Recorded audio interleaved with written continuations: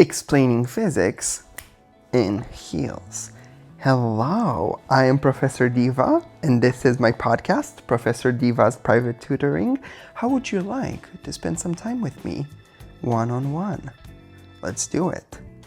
Welcome back to a new episode. Today's episode is about eroticism, which is one of my favorite topics of all time. I genuinely adore eroticism. I'm actually going to start with a personal story, which doesn't happen often. I realized I don't tell you too many personal stories. Well, as part of this podcast, one of my biggest goals is for you to get to know me more personally. So I will tell you a lot of personal stories. But I, fun fact, am a very erotically charged person. I don't know how fun of a fact it is because everybody knows that. But I do really love eroticism, and I love exploring eroticism, and I love feeling erotic. However, I actually lost my virginity very, very late in my life. I lost it when I was 21, which is shocking. A lot of people believe that I just have always been erotic, But that's not the truth. Eroticism, like anything else in this life, is something you construct. And so I grew up with a very healthy sense of sex because my family was very sex positive. My mother, for example, always told me very openly, Erotish, the problem with having sex too early is not the fact that you're gonna get a girl pregnant, which is also very funny, like little did she know back then. The problem with having sex too early, my mother said, is the fact that you're gonna rush into something that is so beautiful, something so human, you're actually gonna get scared of it.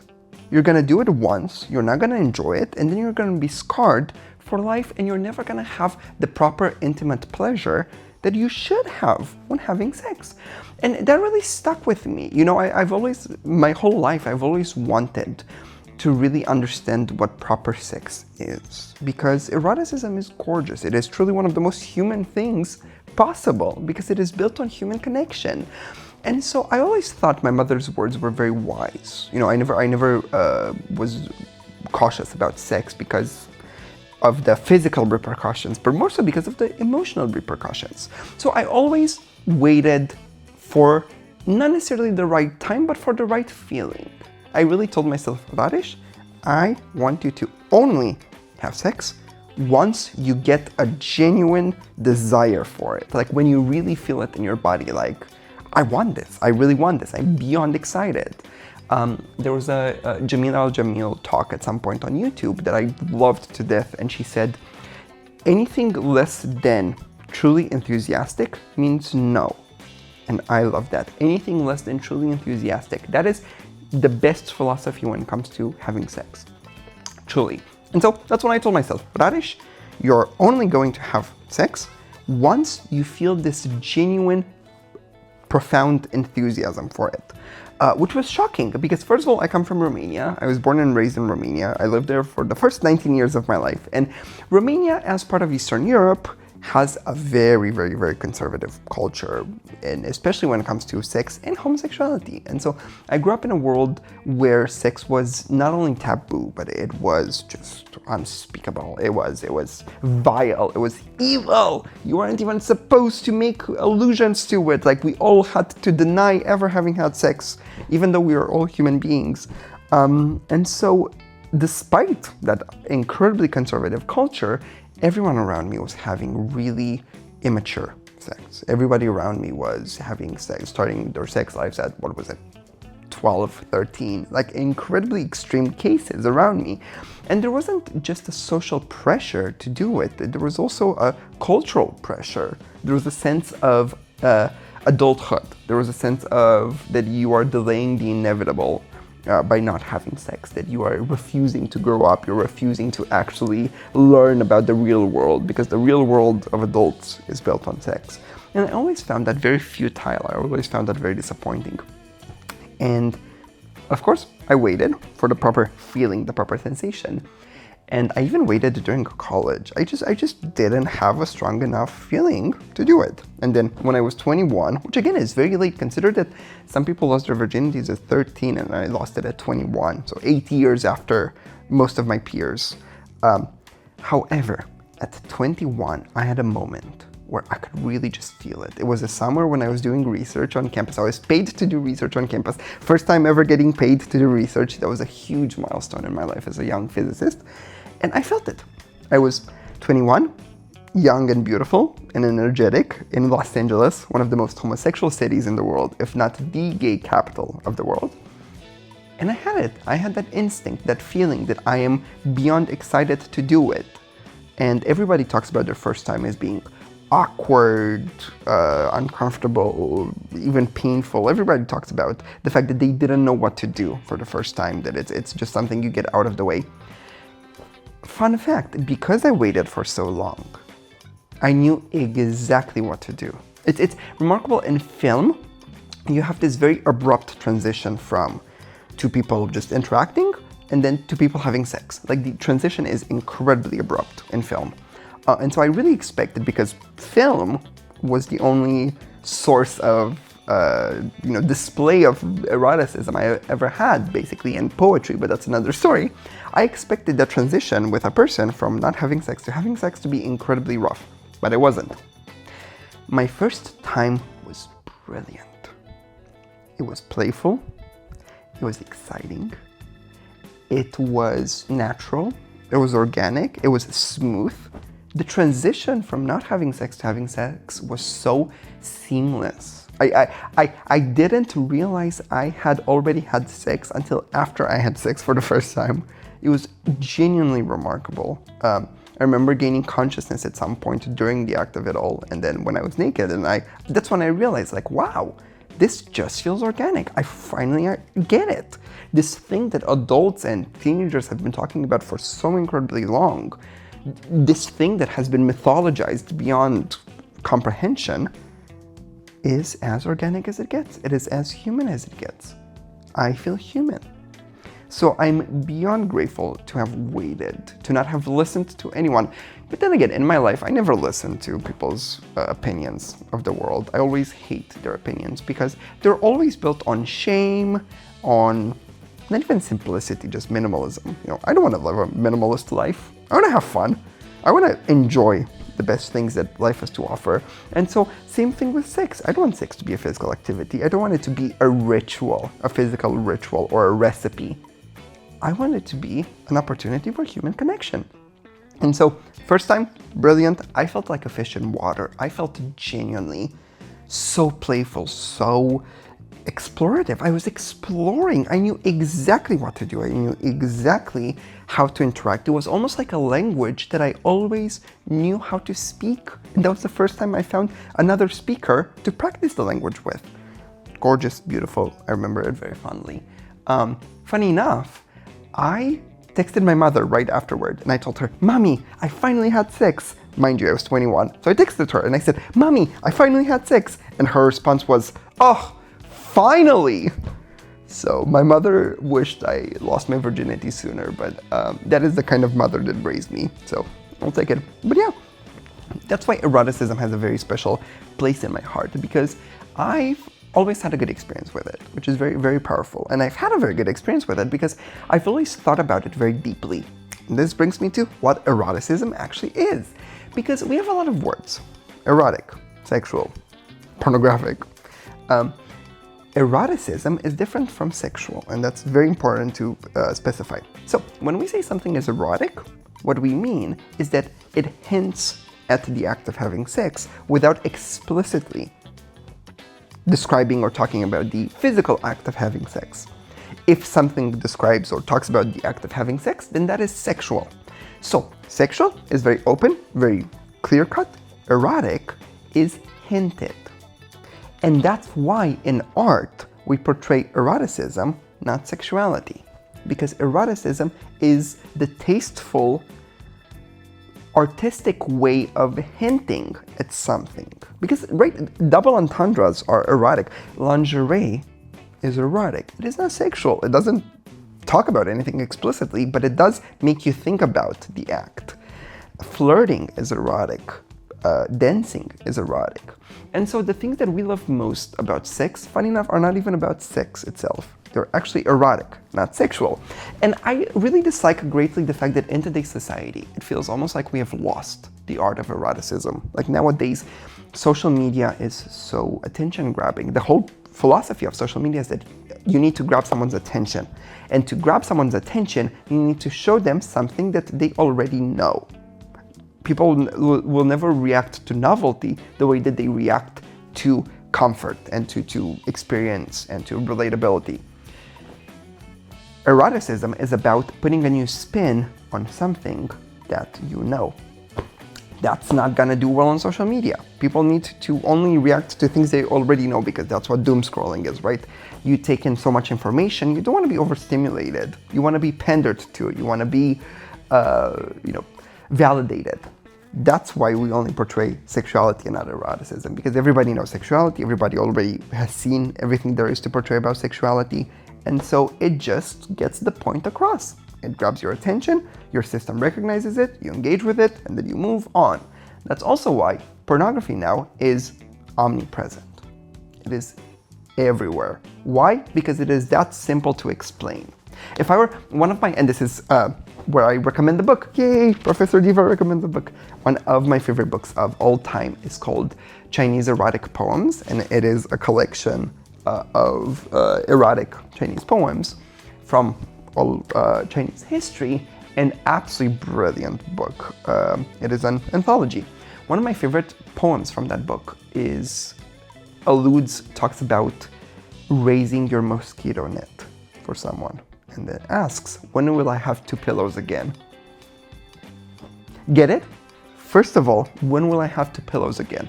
Where does sex take place? In the bed. So the bed, by definition, is a place for sex. So you don't have to say, I want to have sex with you. You can say, I put out a new pillow for you on my bed. That's eroticism. You're alluding to something without saying it openly. And secondly, a mosquito net is the netting around a bed. Why would you lift your mosquito net? To let someone in. Again, we allude to it without talking about it explicitly. Isn't that exciting? Humans love to discover things on their own. If you want to get your point across, if you want to tell someone something, hide it from them.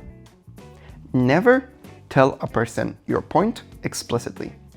Always allow them to discover it on their own, and that's how they get that gratification, that validation, that feeling of triumph about having figured it out on their own, when in reality, you actually built the environment for them to get it. That is eroticism. In erotic art, you always give them clues and let them figure out the fact that the theme of the poem is sex, right? Raising your mosquito net, putting an extra pillow on the bed for someone. I don't remember where I started this monologue, but I'm gonna continue it because I love this topic so much. That's also how I teach physics. I never tell someone, energy is yada, yada, yada. I always give them clues or ask them questions. I love asking questions when teaching, in order to push their buttons and to push them in the right direction to figure things out on their own. Because if you were to teach physics by giving people like random bits of information, they will never remember the feeling of gratification of having figured out on their own. That's how people remember things, because they connect information to emotional experiences. And so if you help them feel triumphant, victorious, they will remember how they felt in that moment, so they will also remember whatever you were explaining. Fun fact. I love how I just transitioned from eroticism to learning and to teaching. But yeah, so that is why I really love eroticism. That's why we don't portray eroticism too much.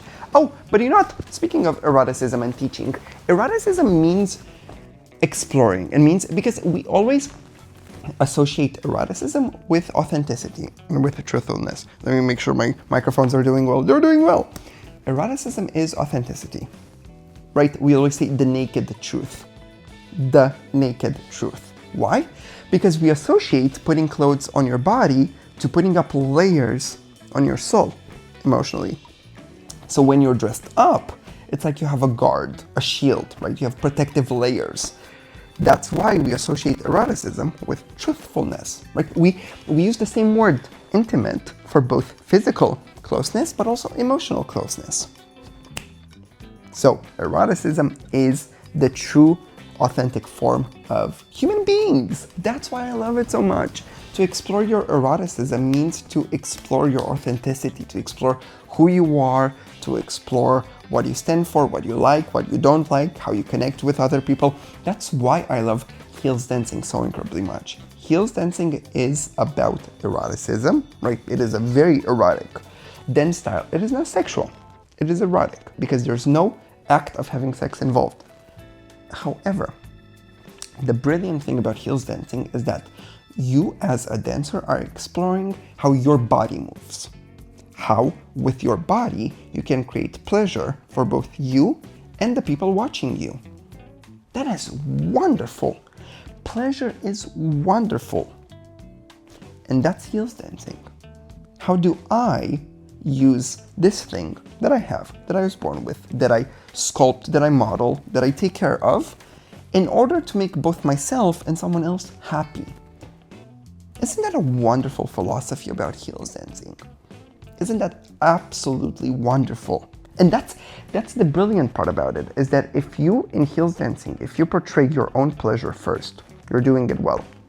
The best approach to dancing in heels is to follow your own pleasure and your own excitement. And that's why when whatever choreography you're performing, you first need to look as if you are yourself having fun.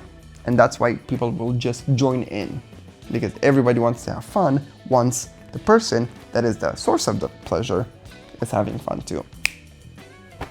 So that's why I love heels dancing so much.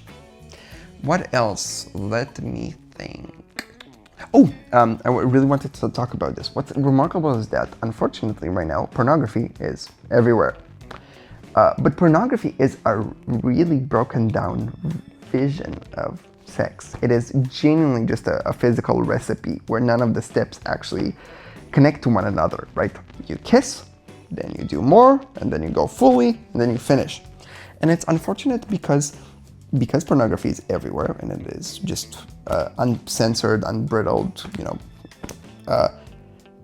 young people, and especially queer young people, discover pornography as their only source of open queerness. And that is painful. As a young homosexual, unfortunately, I did discover pornography at a very early age. And it wasn't the fact that it was pornographic, it was the fact that it was the only piece of media that dealt with homosexuality openly. It was the only piece of media where I could unfortunately see two men interacting with each other. And so, especially in Eastern Europe, I started holding on to pornography for the sake of seeing someone else like myself. Looking back on it, I'm very happy. I don't know how it happened, but I'm very happy that I never took it seriously. I never actually learned anything from pornography in terms of what it means to be gay or what it means to interact with someone erotically. I'm so grateful for that. I think it was because I got a very good sexual education from my parents, because otherwise it would have been lost. But this is a real danger that we're facing right now. The fact that we are erasing eroticism in favor of sexuality and in favor of explicit sexuality. Like, pop music now is pornographic. It details physical acts. That is the definition of sexuality and of pornography, right? That's not eroticism. So that is a huge pain of mine, is the fact that we are genuinely right now losing the art of eroticism. But that's why what I'm trying to do with Professor Diva. Because I realized that I've always been a very erotically charged person, and I've always loved this side of mine. I've never been ashamed of it, genuinely. But I realized that so many people have such a messed up relationship with sex. What if I was the change I wanted to see in the world? What if I made people excited about sensuality again, about eroticism? What if I was the person to get people to give eroticism a second chance? And it's working so well. I get so many messages from people telling me that they've never had a good relationship with sex, and that I'm the reason they're giving it a second chance. Or people came to my cabaret and then told me that they started unpacking their erotic trauma because of the cabaret. And that means the world to me, because it genuinely starts with one person. It starts with one voice. It starts with one good experience. It starts with one good partner. It starts with one good sex. That's all it needs. And if I am the person to show that, hey, you can be a very serious physicist, like theoretical physics in theoretical particle physics in lattice QCD, but you can also be an honest person about eroticism. You don't need to feel shame. Eroticism will never take away from my value in physics. My value in physics will never take away from my eroticism. You can do both. Why? Because both physics and eroticism are human endeavors. Both of them are as human as it gets. So, let's be human. Let's explore eroticism. Oh my god, this has already been 20 minutes. Wow. I'm gonna have to make another episode about this. I love this topic so incredibly much. Well, thank you so incredibly much for tuning in, for listening to my podcast, Professor Diva's Private Tutoring. I will see you next time when we discuss, what's the next episode? Oh my god, I think next episode is about fame. Oh, that's a fun one. That's a really fun one. I'm gonna tell you more private stories because this is what? Professor Diva's Private Tutoring. Cheers.